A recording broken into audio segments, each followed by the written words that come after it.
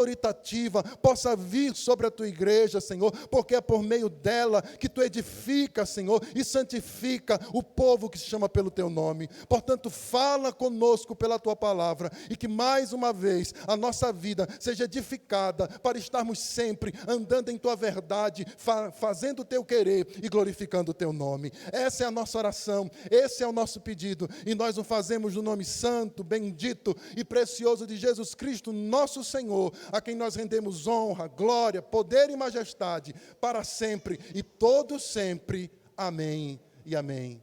Podeis sentar, queridos irmãos. Antes de qualquer outra coisa, nós gostaríamos de primeiramente parabenizar essa amada igreja pelo seu aniversário. 44 anos, aqui que os irmãos se encontram, de emancipação eclesiástica. Isso é um momento realmente festivo, um momento em que nós devemos realmente celebrar e agradecer a Deus pela existência da igreja. E eu rogo também a Deus que Ele possa sustentar cada vez mais essa preciosa igreja como a noiva do Cordeiro santa e imaculada. E queridos, como é pertinente eu e você podermos estar aqui essa noite para tratar sobre a esperança, especialmente a esperança da igreja, pois, conforme o tema que nos foi dado e sugerido, a esperança da igreja é sim uma esperança inabalável. E se tem algo do qual as pessoas carecem, certamente é de esperança. E a esperança, ela é o sentimento de quem vê como possível a realização daquilo que se deseja. Confiança em algo que almeja, irá acontecer. Expectativa e espera na realização de algum objetivo. A esperança é um sentimento nobre. E ter esperança nos mantém vivos.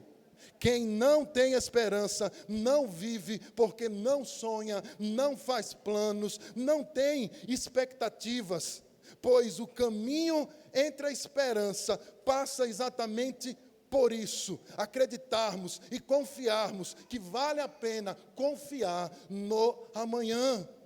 Quem não tem esperança não vislumbra nenhuma expectativa quanto ao futuro, nem mesmo quanto ao próprio presente. E como é triste um coração que não tem esperança. E nossa sociedade está assim, cheia de incertezas quanto ao amanhã. Desde que começou essa pandemia, um mundo que já não ia assim tão bem, mesmo que alguns pensassem que tudo estava até relativamente bem, no entanto, as coisas só se agravaram. E as pessoas sucumbiram, então, ao medo, à depressão, o pânico, as fobias. Tudo isso agora toma conta das pessoas do nosso século de uma maneira profunda.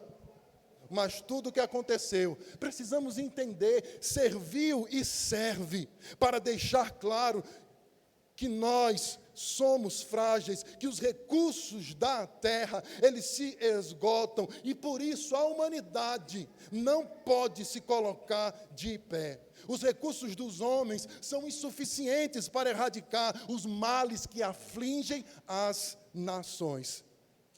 E assim ficou claro que existe desespero na esperança humana. Os nossos pilares não são suficientemente firmes para suportar os esbarros da vida. Tempestades avassaladoras desabram sobre nós e não erraram abalar as nossas estruturas. Não somos suficientemente fortes. A nossa força, ainda que a mais robusta que nos pareça ser, não passa de consumada fraqueza. O nosso vigor físico, por mais exuberante que possa parecer, pode ser debilitado repentinamente por uma enfermidade agressiva, a pandemia inesperada que o diga.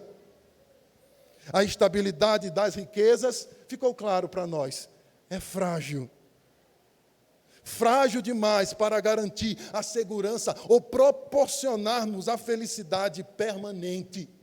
Os prazeres deste mundo, os deleites da vida, por mais variados e abundantes, não podem preencher o vazio de nossa alma. Nossas conquistas, diplomas e medalha de honra ao mérito podem até massagear o nosso ego por algum tempo, mas não dão real e pleno significado à nossa vida. O que dizer dos nossos amigos? Por mais ilustres que eles sejam, não podem estar conosco para nos sustentar quando cruzamos os vales profundos da sombra da morte.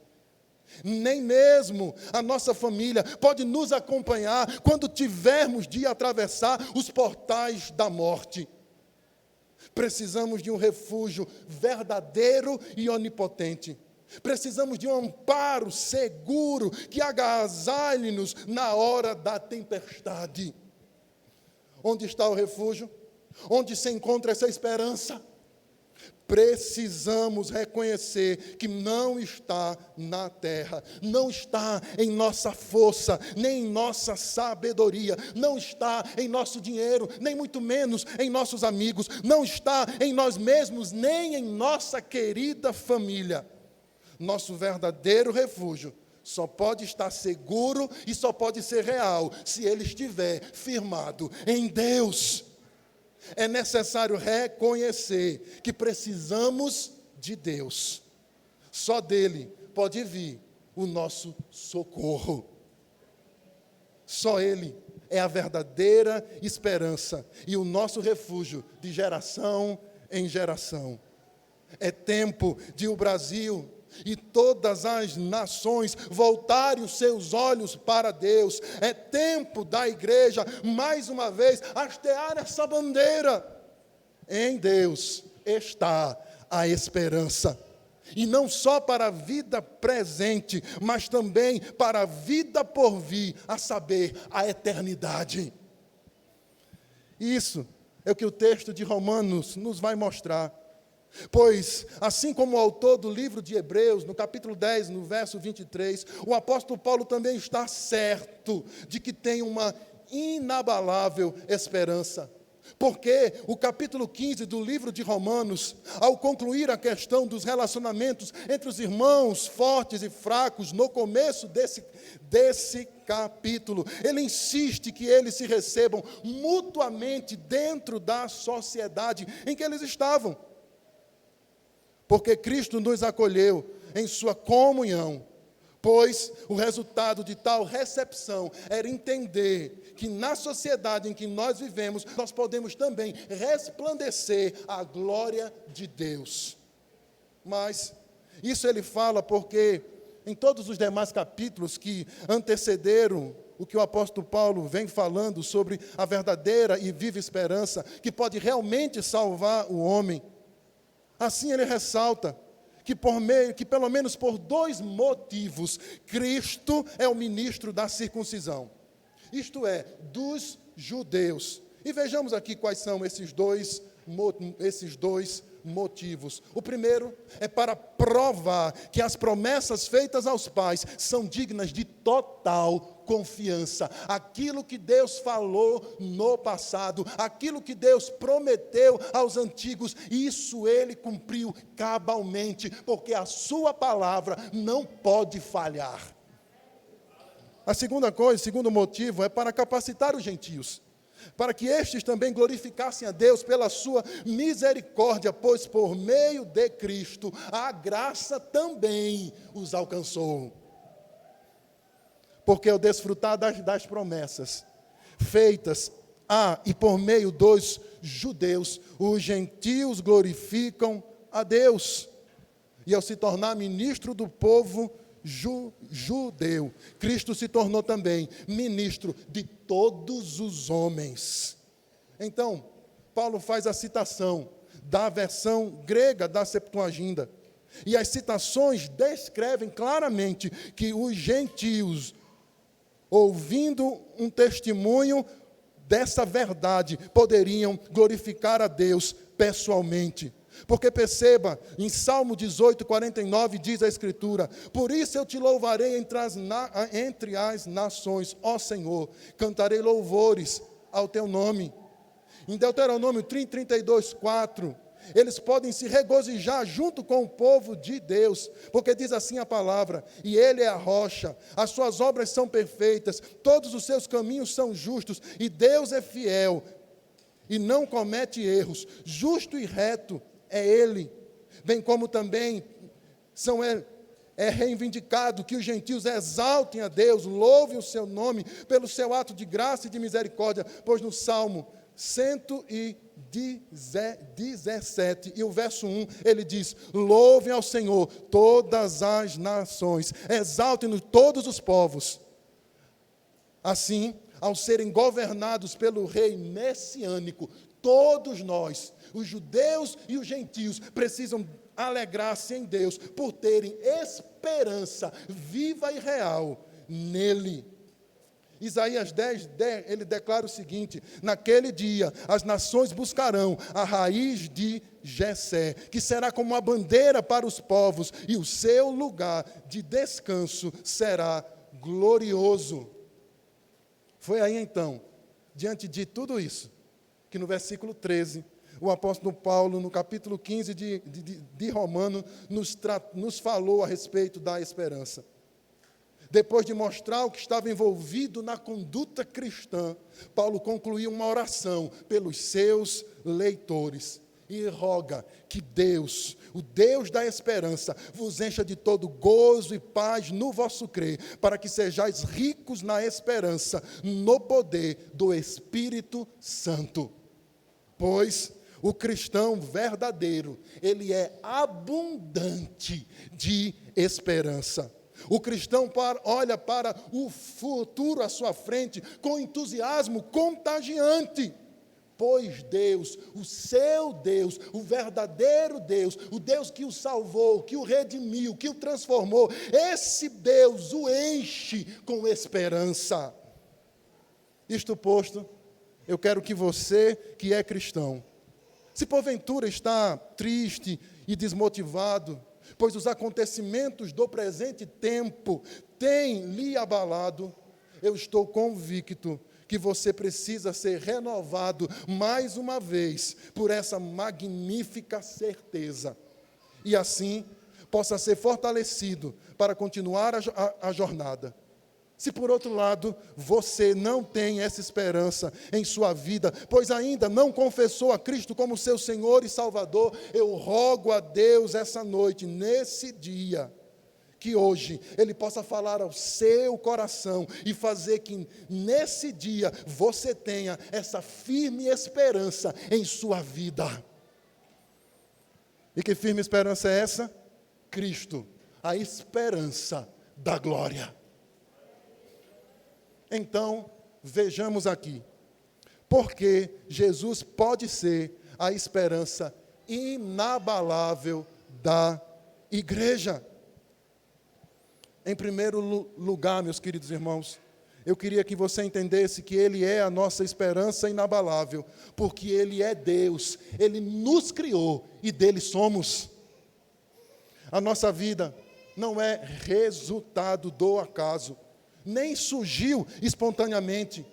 A nossa vida não é resultado da evolução multimilenar, nem planejada tão somente pelos nossos pais. Fomos criados por Deus. Foi Ele quem nos formou de forma assombrosamente maravilhosa. Ele conhece cada célula do nosso corpo e tem contado cada fio dos nossos cabelos. Ele planejou a nossa vida, pois nos amou antes mesmo de criar os céus e a terra. Por isso diz o salmista: Senhor, Tu me sondas e me conheces. Tu sabes quando eu me assento e quando eu me levanto. De longe, Senhor, Tu penetras os meus pensamentos. Sabes muito bem quando trabalho, quando descanso, e todos os meus caminhos te são bem conhecidos. Antes mesmo que a palavra chegue à língua, tu já conheces inteiramente, Senhor. Tu me cercas por trás e por diante, e sobre mim põe a tua mão. Tal conhecimento é maravilhoso para mim, demais, além do meu alcance, tão elevado que não posso atingir. Para onde poderei escapar do teu Espírito? Para onde poderei fugir da tua presença? Salmo 139, verso do 1 ao 7, nos lembra essa verdade preciosa. Somos dele, por direito de criação, porque ele nos criou e cuida de nós, e pode ser o nosso refúgio. Portanto, precisamos entender que a esperança não está associada ao que podemos fazer, mas está na segurança e espera de uma intervenção divina em cada situação, além do que o Deus soberano sempre, absolutamente, tem o controle sobre todas as coisas em suas mãos.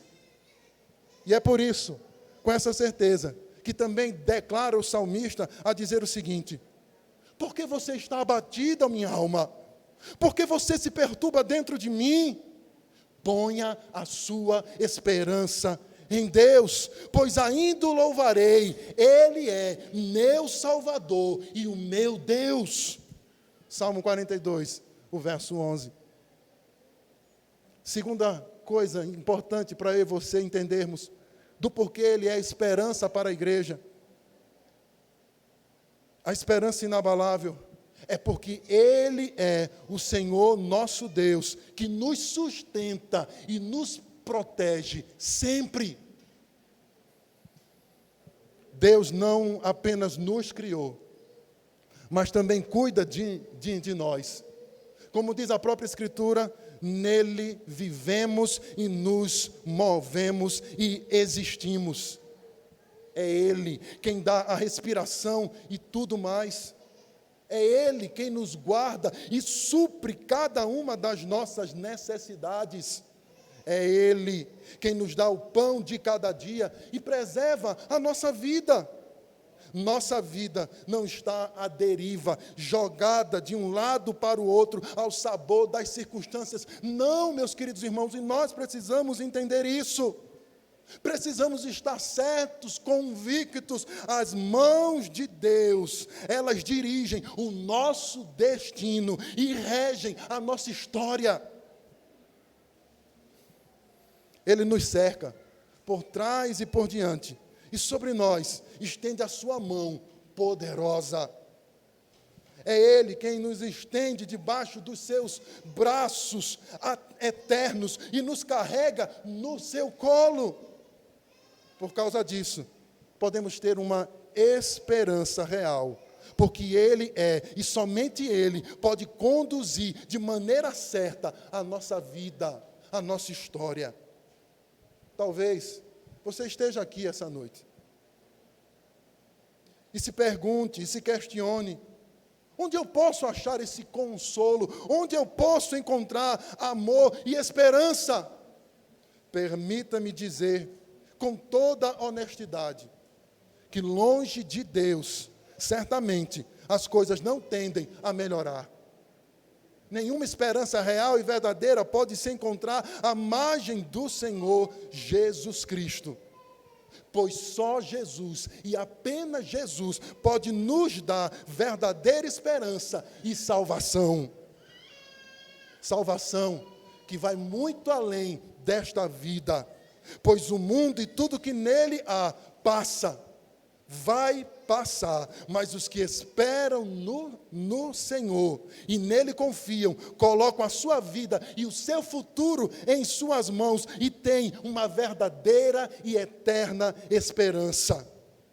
Há esperança no presente e também no amanhã, se a esperança for Cristo Jesus. Você entende isso, meu querido irmão? Você entende isso, minha querida irmã? Você que acompanha a nossa transmissão, você entende essa verdade, talvez o seu coração pulse por esperança, deseje esperança, queira esperança. Permita-me dizer mais uma vez em alto e em bom som, a esperança existe, mas a esperança é uma pessoa, e a esperança é Jesus Cristo, o Senhor, o Salvador. E só nele, de fato e de verdade, um homem pode encontrar esperança para a sua vida. Em terceiro lugar, não menos importante, mas também quero que você guarde em seu coração essa verdade preciosa. A igreja tem esperança inabalável, porque Deus nos perdoa e nos garante a vida eterna. Só Ele. Se fôssemos entregues apenas à nossa própria sorte, pereceríamos irremediavelmente. Os nossos pecados são muitos e maligníssimos. Um só pecado, apenas um único pecado, já seria suficiente para nos manter fora do céu. Observe comigo o que a Bíblia fala sobre isso, sobre essa realidade. Alguns textos na Bíblia esclarecem isso de forma muito contundente para mim e para você. E aí eu queria que você abrisse a Bíblia comigo, em Romanos capítulo 7, e olha o que o apóstolo Paulo ele declara sobre a situação que o homem está, e que o homem, por sua própria força e por sua própria capacidade, não pode salvar-se a si mesmo. Veja o que ele diz, Romanos capítulo 7, e o versículo 14 ao verso 24. Observe o que diz a palavra de Deus.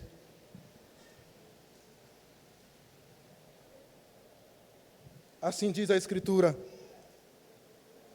porque bem sabemos que a lei é espiritual.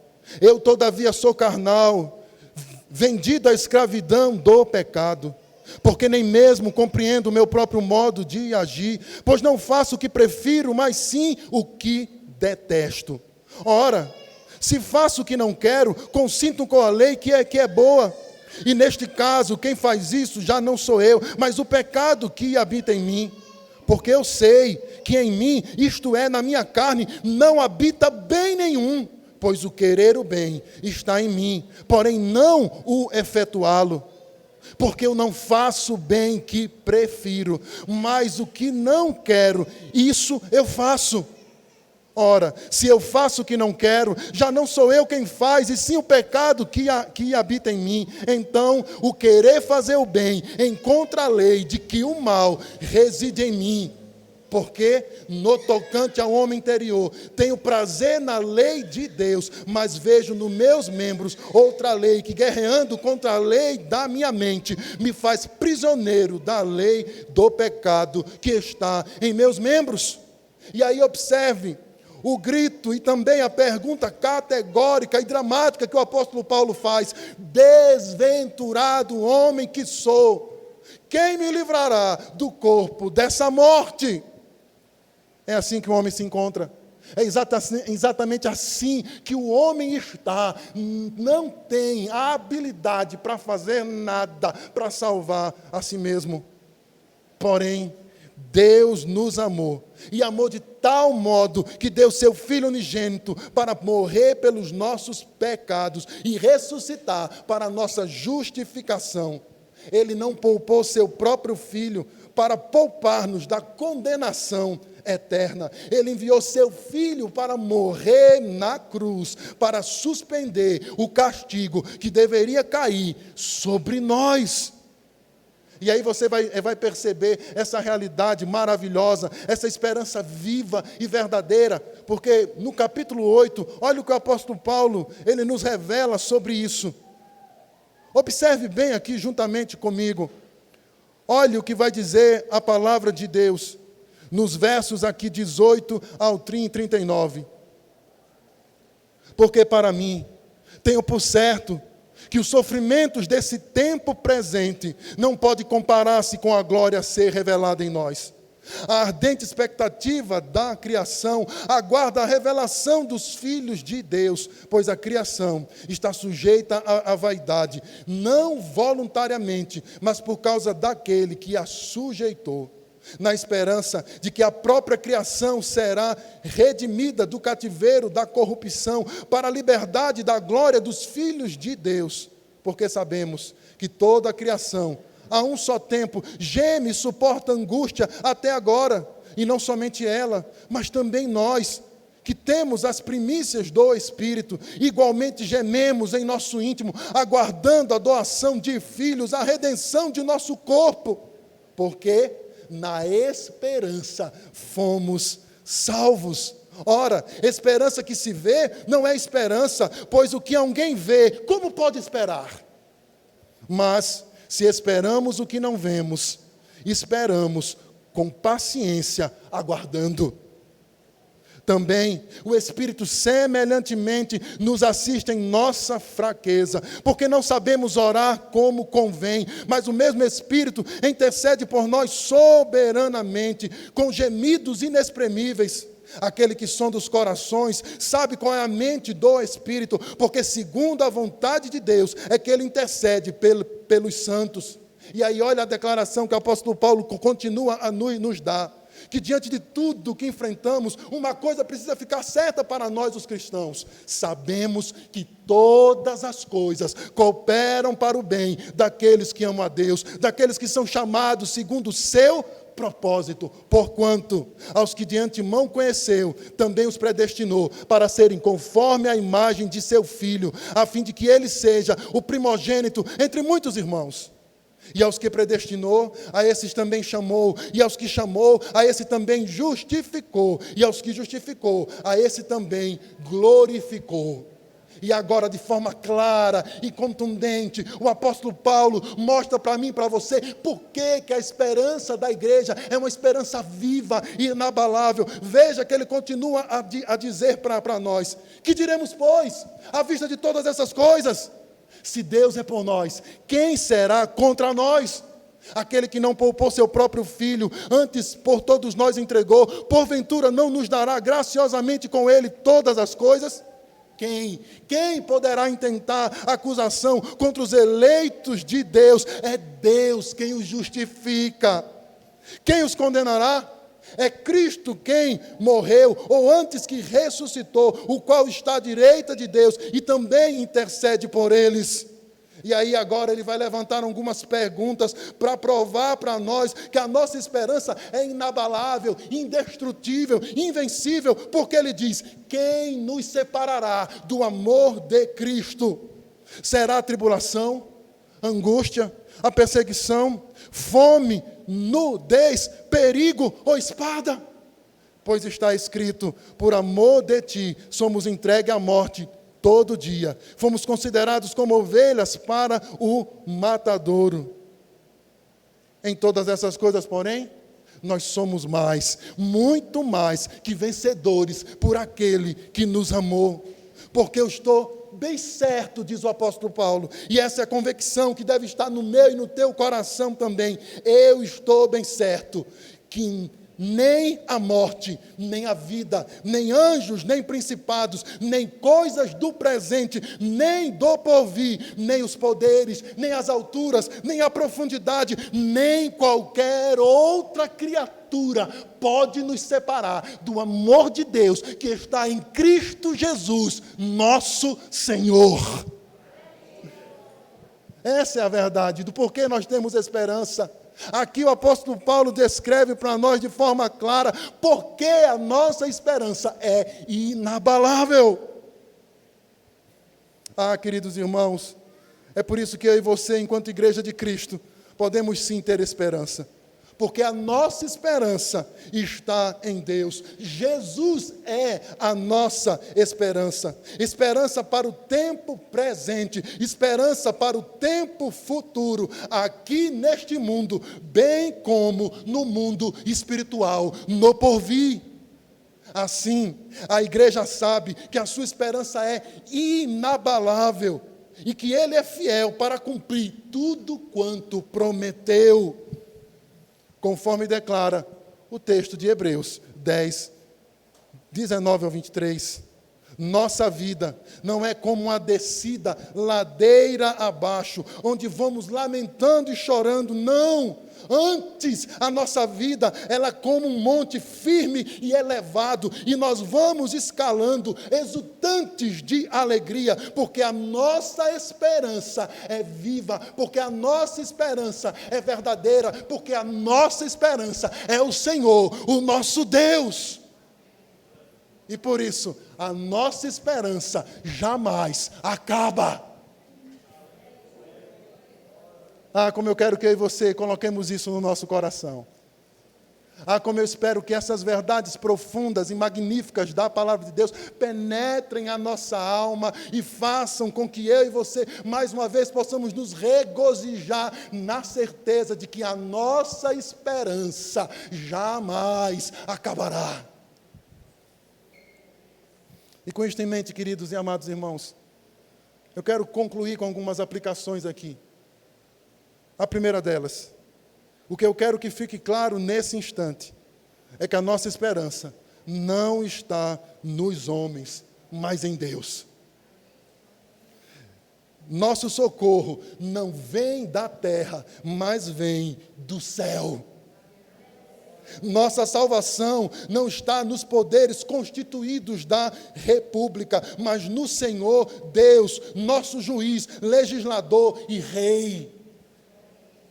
Deus concentra em suas mãos esse tríplice poder.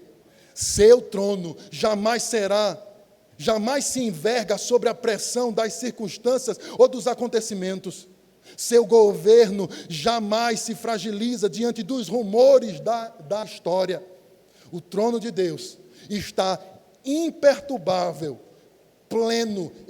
plenamente estabelecido. Deus reina soberano e absoluto em todo o universo. E levanta reinos e abate reinos, levanta reis e depõe reis. Ele faz todas as coisas conforme o conselho da sua soberana vontade. Aquele que está sentado na sala do comando do universo tem as rédeas da história em suas mãos onipotentes. Segunda verdade que eu quero que você guarde em seu coração: o mundo está sem esperança.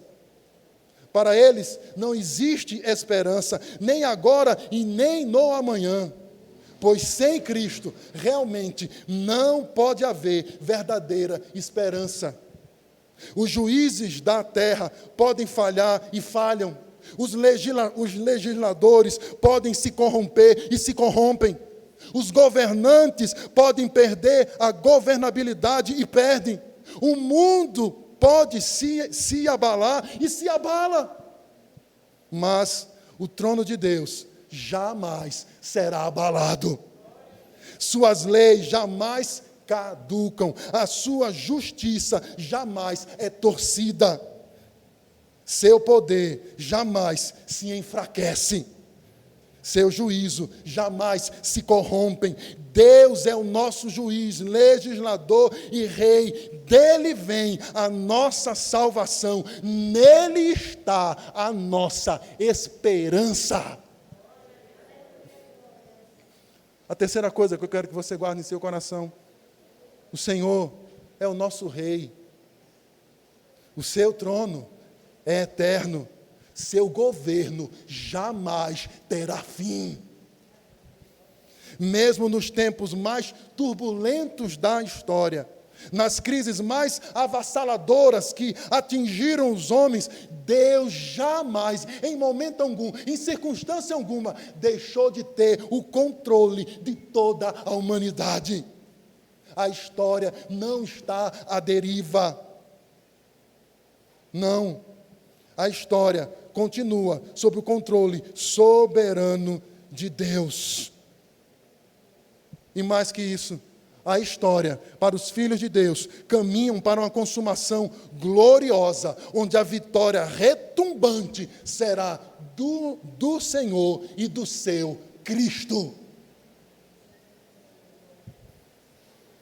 Mas eu quero também, não só me dirigir aos irmãos, não só me dirigir aos filhos de Deus, aos crentes, aqueles que desfrutam da graça e da bondade de Cristo Jesus, o Senhor. Mas eu quero me dirigir também para você, que talvez aqui essa noite ainda não tenha essa esperança. Se você está aqui hoje, mas ainda não se encontra com essa esperança viva e certa, eu suplico solenemente que não saia daqui hoje sem ela. Creia em Cristo como seu Salvador, renda-se aos pés dEle, confesse os seus pecados a Ele e peça que Lhe aceite por graça e perdão. E hoje, ainda hoje, eu lhe garanto, você terá essa gloriosa esperança em seu coração, bem como a salvação e, por fim, a vida eterna. Essa é a verdade, essa é a nossa esperança. E também como termina o livro de Apocalipse, com essa retumbante declaração, que é um grito de esperança, que a igreja de Cristo também possa então declarar e dizer em alto e bom som: Maranata, ora vem, Senhor Jesus. Porque aquele que vem, virá, e muito em breve vai buscar a sua igreja. Eu quero de verdade, queridos irmãos, agradecer por essa oportunidade tão especial, de poder aqui essa noite trazer essa palavra da parte de Deus, essa palavra onde nós rogamos a Deus que pudesse falar profundamente ao seu coração. E por isso eu quero louvar a Deus pela vida dessa igreja, pedindo que o Senhor possa estabelecê-la cada vez mais para glorificar e exaltar o seu nome sobre a terra. Também quero de forma muito especial agradecer ao pastor Leonardo Félix pelo convite que nos fez, rogando ao bondoso Deus que continue abençoando a sua vida, a sua família e o seu ministério para a glória do Senhor, o nosso Deus. E eu quero também deixar aqui um fraterno e carinhoso abraço, um abraço muito forte da nossa igreja ali, onde nós pastoreamos, a Igreja Congregacional de Itabaiana. E só para encerrar, eu não vim só, né? Nós temos também alguns representantes aqui da nossa igreja, temos um casal aqui abençoado, ali o irmão Renato Félix, é seu parente, viu? Deve ser seu parente. O irmão Renato Félix, a sua digníssima esposa, a irmã Maria de Lourdes, e a sua neta ali, Letícia, que estão conosco aqui essa noite também, juntamente conosco, abrilhantando aqui essa festividade e glorificando ao Senhor, por mais uma vez nos conceder a oportunidade de pregar a sua palavra. Deus nos abençoe ricamente em Cristo Jesus.